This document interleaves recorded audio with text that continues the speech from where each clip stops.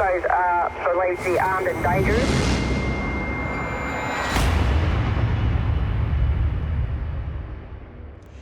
Hello, I'm Melissa Doyle. Welcome to a Sunday night special event, Catching the Stoccos. For 8 years, father and son fugitives Gino and Mark Stocco left a trail of fear, destruction and heartache across vast tracts of Australia. 11 days ago, the pair pleaded guilty to murder. At the height of their reign of terror, they were among Australia's most wanted outlaws, heavily armed, dangerous and desperate.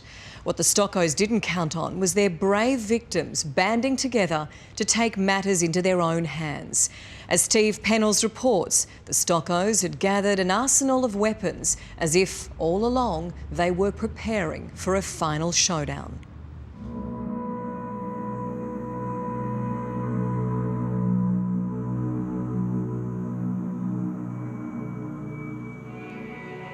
In secret, secure spots on farms across the country, there are guns. Firepower of all shapes and sizes. I'm going through the side. On the land, in the right hands, they're a useful tool. Oh, she's a beauty. In the wrong hands, they're deadly dangerous. This is a story of how two men terrorised outback Australia for the better part of a decade. Mark and Gino Stocco. How the father and son insinuated themselves into the lives of unsuspecting bush families, won their confidence, then inexplicably turned on them and destroyed their livelihoods. It was just like a bloody cyclone had been through the place. A cyclone with an electric drill and a hammer. I've got so scared. I've never been so scared in my life. We wonder, who can do something like this? I arrived to find all the bolts and that the lock padlocks and stuff had been cut and they were laying on the ground and our guns were gone. And to know that someone's got, 3 guns out there wasn't a nice feeling, that's for sure. For years, authorities ignored the Stocco rampage. The Stoccos are believed to be armed and dangerous. And when they finally did pay attention, the Stoccos had set themselves for a showdown with the law that would end in bloodshed.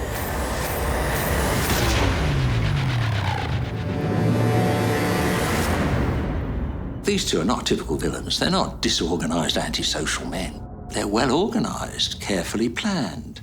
Just as their work was described as meticulous, a lot of their criminal damage is meticulous. And they come back with a very clear intention to do the maximum damage that they can. I mean, it's a message. It's definitely about vengeance. And they won't catch us. They can't catch us.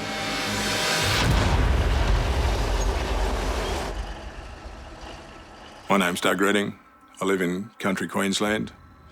I first ran across these two scum 2.5 years ago.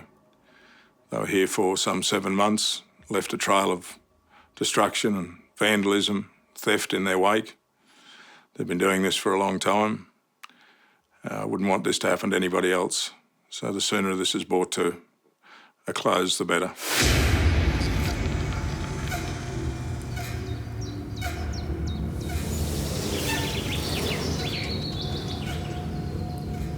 I advertised in the Queensland Country Life for a caretaker. I was in a position where I needed somebody to be here on the property. Work commitments had taken me away. I just wanted somebody to virtually keep the water up to the cattle, keep the yard and the house tidy. That was all that was required. And they called you? Yeah, they answered the ad. Doug Redding owns a small property outside Cecil Plains in southern Queensland. He didn't warm to the Stoccos when they showed up for work and board, but he hired them anyway and put them up in his house. And how did the first few weeks start with those guys? When I come back, the place was immaculate, the yard was watered, everything was, as as agreed, and they were doing it right up to scratch.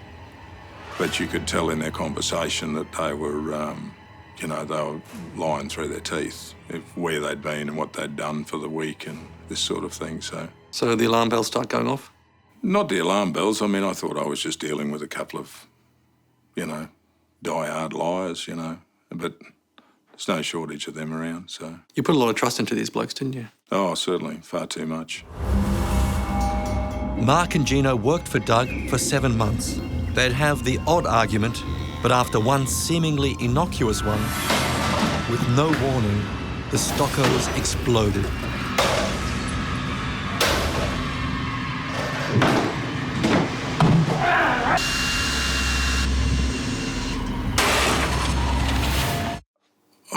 You're trying to get, comprehend what you're looking at. There were cattle wandering around everywhere, and as I got closer to the shed, all the machinery's flat on the ground, all the tyres were flat. There's stuff scattered around everywhere. And, it was just like a bloody cyclone had been through the place, like a frenzy, like some bloody lunatic's been at it, That's really what it's like. Doug surveyed the damage and wondered why. Oh, I don't think these sort of idiots need a trigger. After their destructive rampage, Gino and Mark Stocco bolted, disappeared into the countryside they'd emerged from. Doug went to the police. When the forensic fellas come out here the first time, and before he'd done any work whatsoever as far as trying to find fingerprints and that sort of thing, he said to me, I know who these people are. And I said, oh, righto. So we went looking for fingerprints and eventually found all the fingerprints they wanted. He said, I'll give you a ring tomorrow. And he rang me on the Monday and he said, yep. He said, it's who I thought they were. I said, who is it? He said, I can't tell you.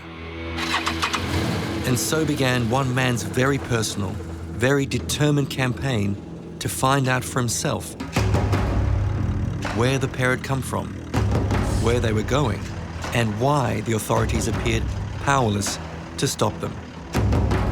There was just a point that I thought, these bastards aren't going to get away with this, there's got to be something done. Why did you feel it had to be up to you to do? I didn't feel it had to be up to me. I didn't feel that at all. I just felt that somebody needed to be doing something more than what was being done by our authorities. But again, I don't blame the authorities. I don't blame the foot soldiers, the coppers on the ground.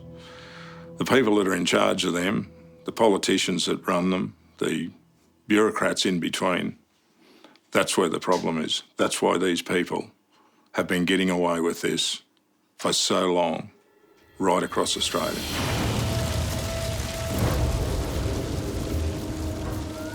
February 2009, and the Black Saturday bushfires horribly scarred Victoria and the nation.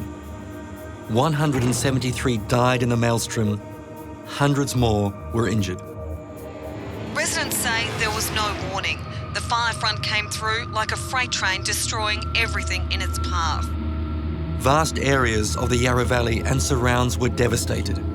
It was a tragedy. For the Stoccos, it was an opportunity. Our thoughts and our prayers go out to each and every one of them as they now try and deal with this tragedy and recover from the damage which has occurred. The smoke had barely cleared. The community was broken and at its most vulnerable when Gino and Mark Stocco arrived here, offering to help rebuild. Their work in exchange for accommodation. One young family let them into their home. It would be the worst mistake they'd ever made.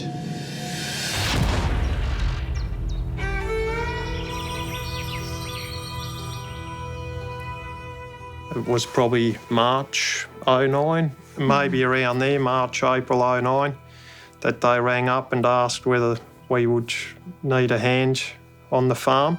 Yeah, Nick, Rick, yeah. No, I got your name through that, what do you call it, that organic farming directory.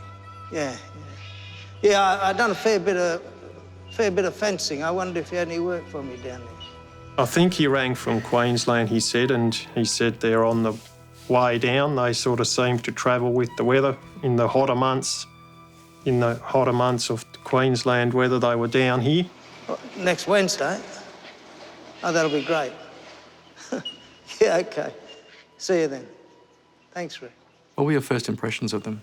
While they were clean, we put them up in our visitors' flat, and they, even though it wasn't grubby in there, they cleaned it even more spotless and everything looked good. And they swept the porches all the time in front of their little flat. The impression was so good, Rick and Sandra would welcome the Stoccos back to their farm time and time again. Over the period of 4 years, they could have dropped in maybe twice, 3 times over the warmer months. But then they started rolling up out of the blue and treating the place like it was their own. We were preparing our breakfast.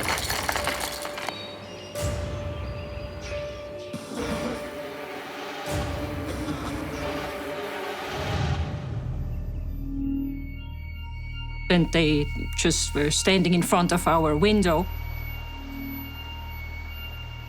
Morning, Sandra. So we can come on in, eh? I just got afraid because usually you don't have people at 7 o'clock, and then they just said, oh, can we come in? And You had no idea they'd be coming? No. No. On a later occasion, when the Stoccos actually did call ahead, Rick told them to stay away and give the family a break. Well, all right, Rick. If us dropping in doesn't suit you lot, then I suppose we won't. No, we won't. It would trigger a destructive rampage.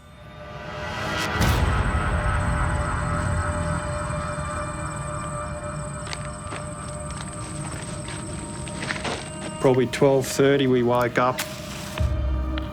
The whole house had an orange glow to it, and our shed was on the hay shed, which was only 80 metres from the house, was fully engulfed in flames.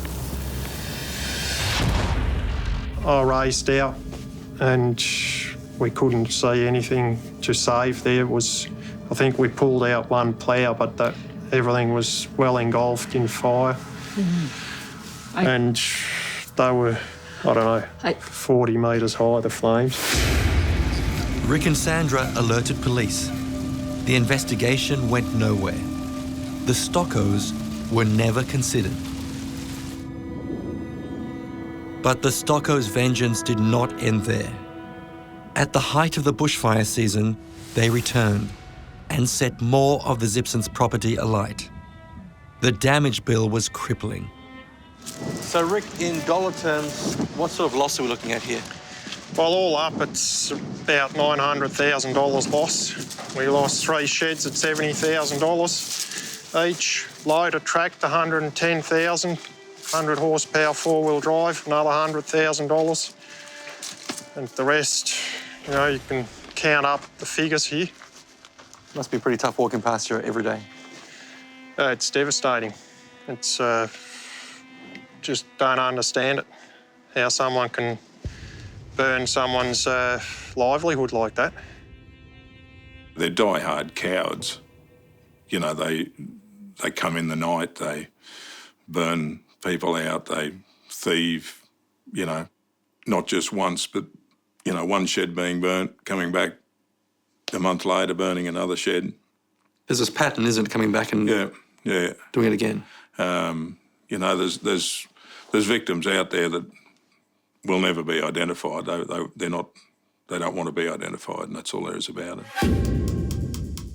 In Queensland, Doug Redding had been doing some legwork, making some calls, beginning to get a picture of a dangerous duo wreaking havoc wherever they went. He managed to get his hands on some photos. And I just started emailing their photos round to friends and getting it passed around like that. Started hearing stories back. The more I put them out there, the more stories I got back. Doug was doing the detective work that cops in 3 states somehow weren't doing. There was a big doona left here on a bed behind that they'd left behind. And when I went to take the cover off it, it had a caravan park named on it. So I rang those people, emailed the photos through, and so and that, put a very big piece together of a puzzle, joined quite a few dots. And I went down through New South Wales, showing their photos to everybody, every caravan park and any boarding houses, that sort of stuff. The frustrating part was that wherever I went, wherever I showed the photos, people would say, "Oh, yeah, I've seen them. I've seen that bloke." While Doug was gathering his evidence, Mark and Gino Stocco would pay a return visit to his property as well. I just had a gut feeling that they were down here, and thought, well, I'll go and get those guns out of that safe and I'll get them up here. We'll see what happens from this point on. And when I went over to the gun safe and opened it up and they're gone, that was just, that was quite horrendous, actually. How do you know it was them? They had the keys to the gun safe, or a keys to the gun safe. How many guns are we talking about? There's 2 guns taken, yeah. What type of guns? 30-06 Browning and a .357 Magnum lever-action rifle. They armed themselves? Yeah, very much so.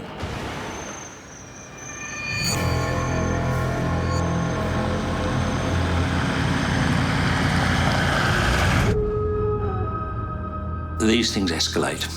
Once you're on this slope, you accelerate. They egg each other on, it gets more and more extreme. But this finished up at a very extreme level. I mean, it was almost as if they were preparing for a siege. In Queensland, Stocco victim turned amateur detective Doug Redding was gradually uncovering a trail stretching from his state through New South Wales to Victoria. He even started turning out his own wanted posters. You went and you tried to track their movements. You also made up some posters or signs of them. Can I see them? So that's Mark. Yes. And that's Gino. Yes. Where'd you put these? I put them around the countryside, different areas that I suspected that they were in, different places that I heard of, where there was real crime and that sort of thing, different areas. What was going through your mind when you made these? They're pretty extreme. I just thought, well, I need something to provoke them to. So this was aimed at them? Yeah. So you wanted them to see this? Yeah. And the bullet in the head? Yeah, there must have been a blob of ink or something when they were making it. Blob of ink? That's just amazing. I don't know why you weren't out here 12 months ago. Doug couldn't understand why authorities hadn't moved on the Stoccos, but he had his suspicions. They don't have any documentation, they don't have bank accounts, and certainly not in their name. They just work for cash. They have I don't think the ATO would have them registered with them. I don't think they wouldn't have a Medicare card. There is nothing. From what I see, it would appear that unless you're on a computer or running a mobile phone or using a credit card, there's not a great lot of chance of getting caught these days. But that's kind of what you were doing, isn't it? The old-fashioned boots on the ground police work. Well, you've got to. No one's going to do it for you, so you've got to do it yourself. After the Stoccos had paid a return visit to Doug's property and stolen his guns, they headed south, looking for more unsuspecting victims. Is that the place then? No, let's go back to the other place. It's only when you're driving out here that you understand how these guys were able to be on the run for so long. It's remote, there's hardly a car in sight, hundreds of trusting people, and 1,000 places to hide.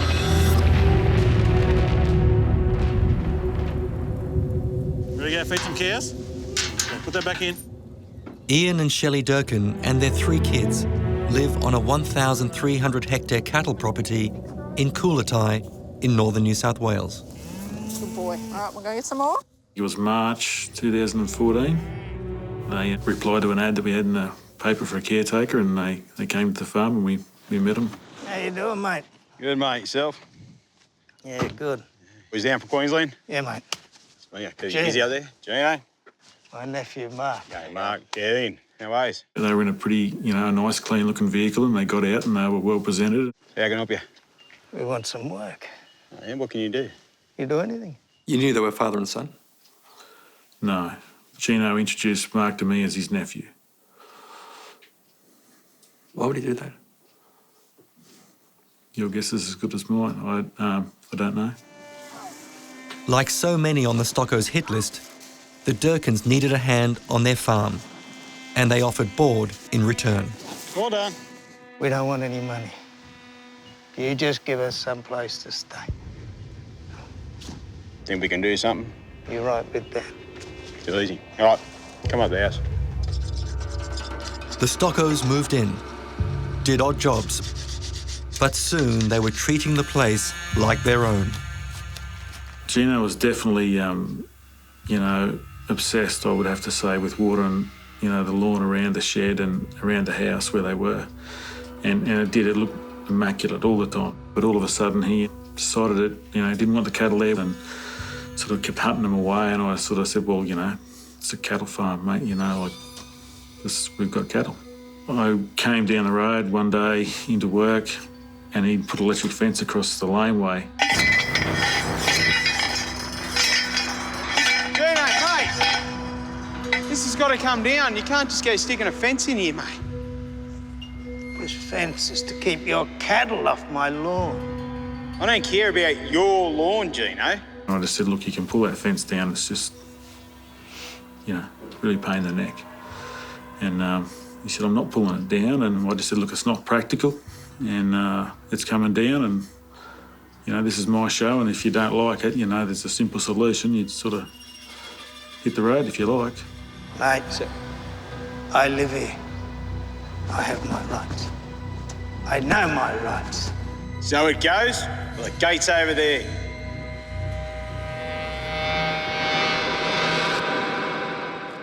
The Stoccos did hit the road, but then days later they returned to hit the Durkin farm. Systematically, bizarrely. They drilled holes in nearly 100 tyres. They knew the huge cost of replacing them. And they cut all the fences, destroying them in precise and deliberate measure. And I got a call and Shelley's in tears and, pretty much saying, look, she'd gone up the road to check the cattle and fences are down and cattle are everywhere, and she'd gone down to look at the shed and tyres are all flat, and then I think I said, have a look around and ring me back. I don't know why I thought, but I thought, I'll just go over and I'll check the house and check the gun safe. Anyway, I arrived to find all the bolts and that the lock padlocks and stuff had been cut and they were laying on the ground and our guns were gone.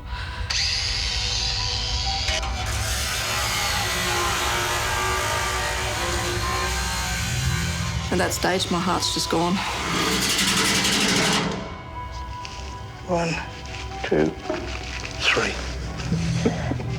When I rang in, I said, your guns are missing.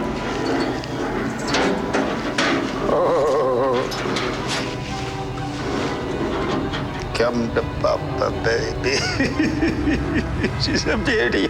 I mean, with all the damage that was done, that was emotional enough as it was. But when you find that your guns are missing, and to know that someone's got, 3 guns out there, it wasn't a nice feeling, that's for sure. Oh wow, beauty. We hit the jackpot. Are they going to come back? I mean, I've got 3 small children. I've been absolutely petrified that, come back and, use guns. And beauties, aren't they? Yeah. At Winchester. I'd say that'd be the pick of the rifles, that one right there. Gun theft was becoming a recurring theme. But what were they planning to do with their collection of stolen weapons? Here we go, ruined again. This is the way they worked? Yeah, this is the main workshop for the farm, Steve, and this is where they spend a lot of their time. Over here on the bench is a note they'd left for us a couple of days when they'd packed their stuff up and left.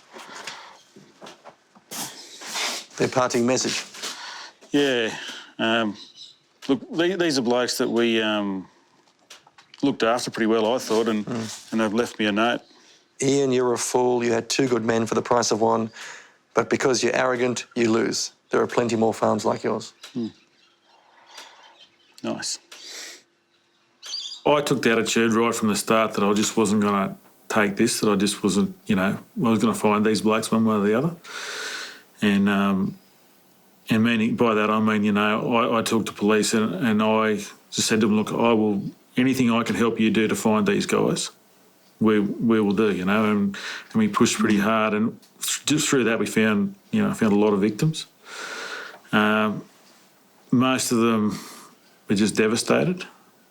These are people that have had them in their home, they've fed them, clothed them, you know, treated them as if they were their own family, and for whatever reason, when they've left, they've just wreaked havoc. And, you know, some of the victims are, you know, I don't know how they'll recover. Like Doug Redding, Ian was determined to stop the Stoccos. Soon they were talking, sharing intelligence. Doug rang them one night and he just said to me, look, you know, he told me who he was and where he was from, and he'd had a bit of a bad experience, and he just said, I'm just ringing to see whether we're dealing with the same pair of scumbags. You can tell he's just a hard-working Aussie bloke. It sort of just really resonated with me that, and he started to tell me some things, and then I started asking him some questions, and I'm thinking, geez, these blokes aren't just, you know, a couple of fellas that, you know, getting back at me. They're, from what we started to find out, they do this for a living.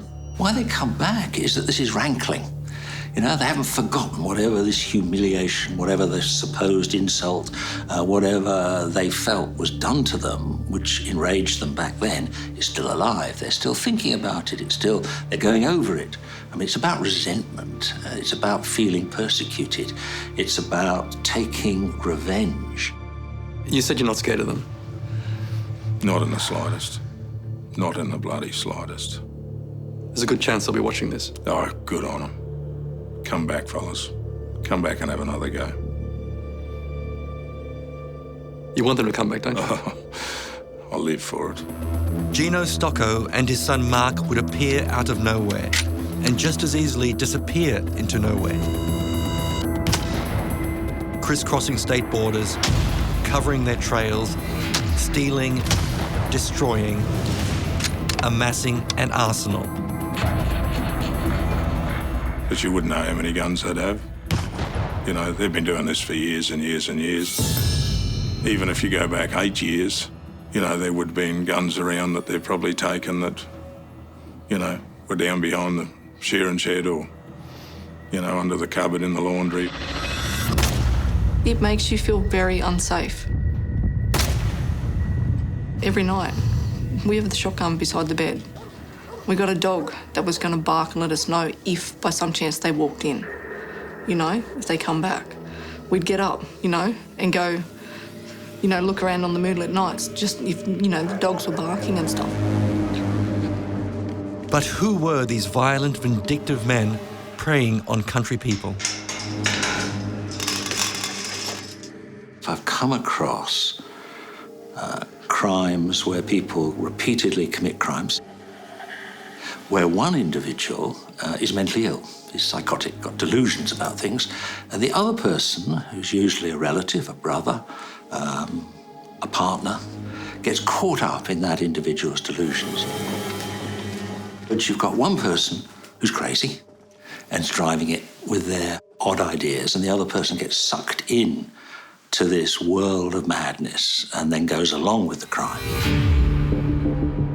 Sunday Night has traced the pair's first big criminal run all the way here to Port Fairy on Victoria's southern coast.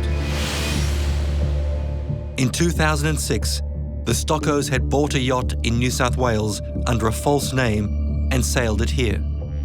They failed to pay mooring fees, broke into the local sailing club and stole $3,000. And when police finally found them, they found this as well.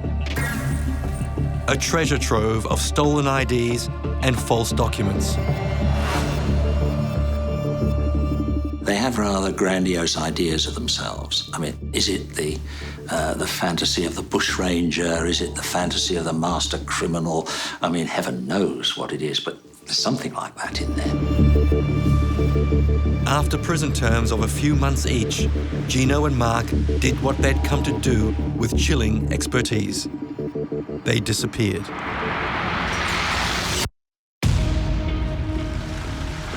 It would be 2 years, 2009, before they came out of the smoke and ruin of Black Saturday to terrorise Rick and Sandra Zipson. I lost trust in people. I've got so scared. I've never been so scared in my life.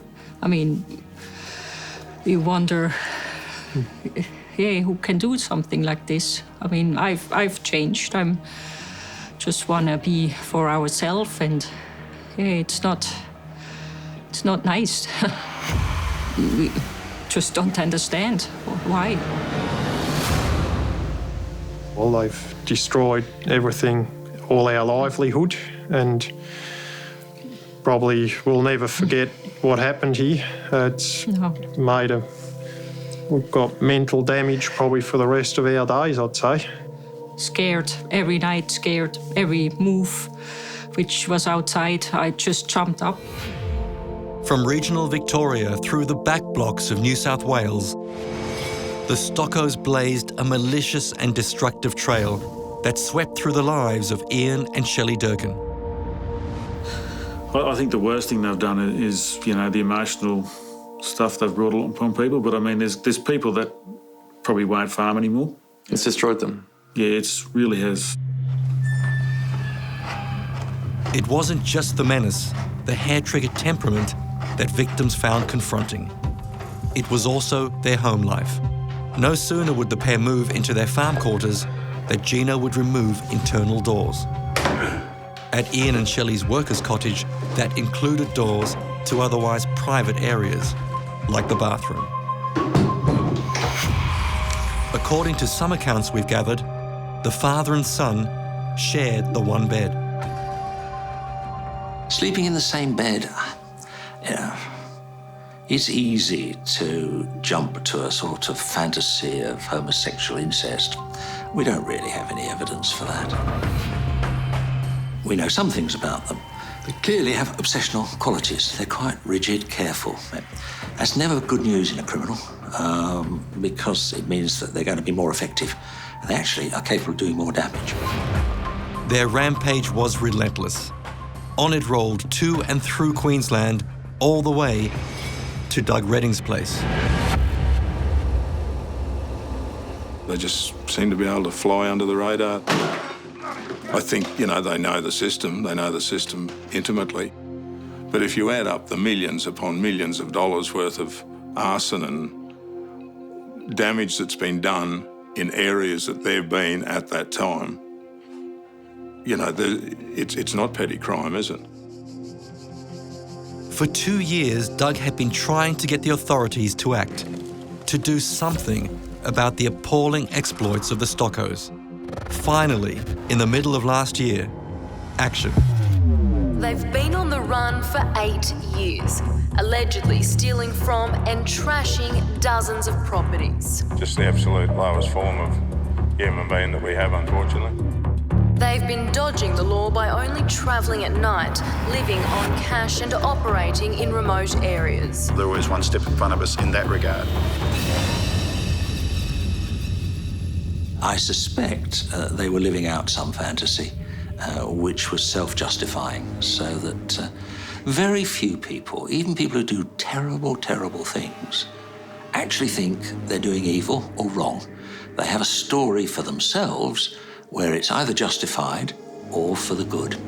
And I'd be very surprised if these two are not like most villains. Doug's efforts were finally paying off. Queensland Police issued an alert on the Stoccos. By August, Gino Stocco was listed among Australia's most wanted. When? Not long. Not long. Marco, we're going to own all this. We're going to control it, own it. But they knew vast tracts of the eastern states like the back of their hands. When we get going at them, mate, no one's going to see us coming. Hideouts, back roads, nighttime cover. There were sightings that led nowhere. The last verified sighting of the Stoccos was at 1 o'clock yesterday morning. Then, in October last year, the Stoccos came too close to the law for their own comfort. Police car was rammed yesterday. After a shootout with police officers in Wagga Wagga. They've tried to kill police officers. They sped away from police. Their full-time job at the moment is avoiding capture. It's not that unusual for these situations where two men are on, as it were, a crime spree, for the crimes to get more and more serious as time goes on. The scene was set for a final, deadly confrontation. The most wanted men in Australia. You've gone past the point of no return. It's time to stop, give yourself up, and let us deal with what it is you've done. We have to keep in mind that they did fire at police. A week ago, they have a high-powered rifle that can fire through tree trunks, so police are doing all that they can to make sure this ends without a shootout. You get on that fire trail, no one's going to find us. Even with their elaborate network of secret locations and hidden byways, the Stoccos were running out of places to hide. No, we're close, but that's not it. It's too open, you see. But they had one more place in mind. That's what we're after. Down here. A remote farm near Dunedoo, east of Dubbo, in central New South Wales. They'd done some work for the caretaker, a man connected to the marijuana trade and the Calabrian mafia, Rosario Cimoni. But when they returned to this property, and for reasons known only to them, the Stoccos decided they didn't want Cimoni around. How you going? What are you down here?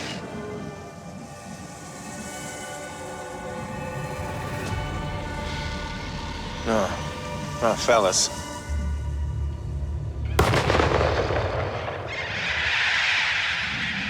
It was this final act of brutality that would lead police straight to their door.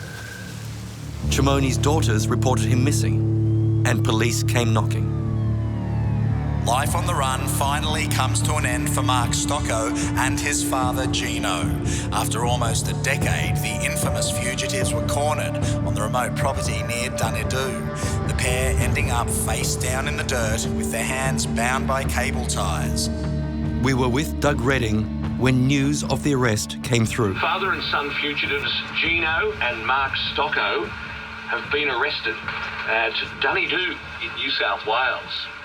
This is just breaking news now. The pair's been on the run since shooting at police on October 16. There'll obviously be more details to come throughout the afternoon, but that's the latest we have in breaking news. Father and son fugitives Gino and Mark Stocco have been arrested at Dunedoo in New South Wales. 26 to 12. Beautiful. Well, mate, you've just heard the news. What do you reckon? Best news for a long time, mate.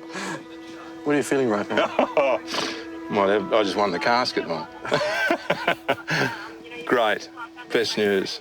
And I really feel for Doug. Like, we've had, 4 or 5 months of this. Doug's had 2.5 years of dealing with this.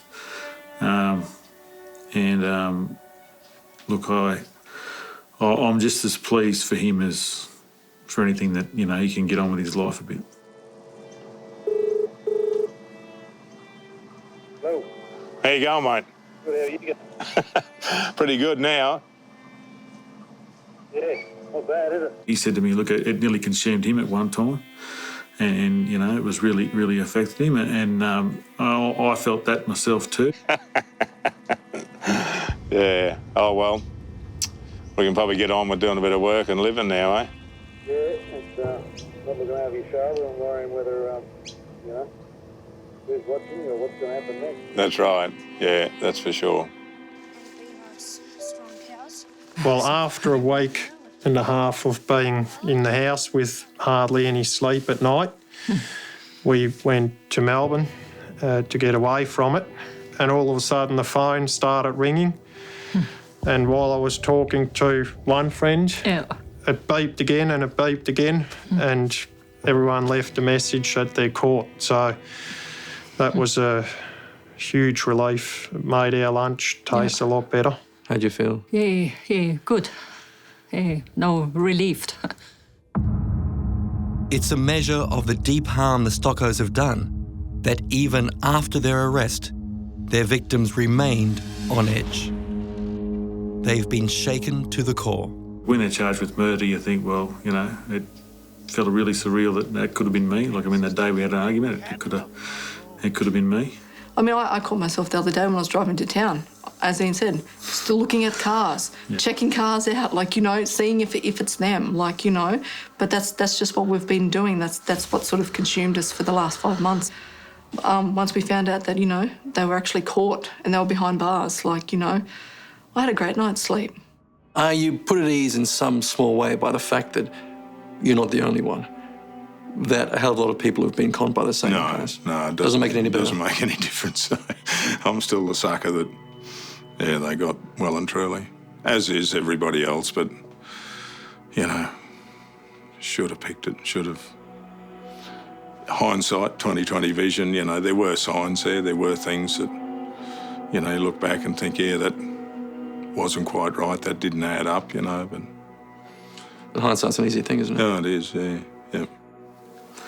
We've been here 100 years, and I'm hoping my family's here the next 100. I'm not going to have someone like that, you know, get it over me. It was never going to happen.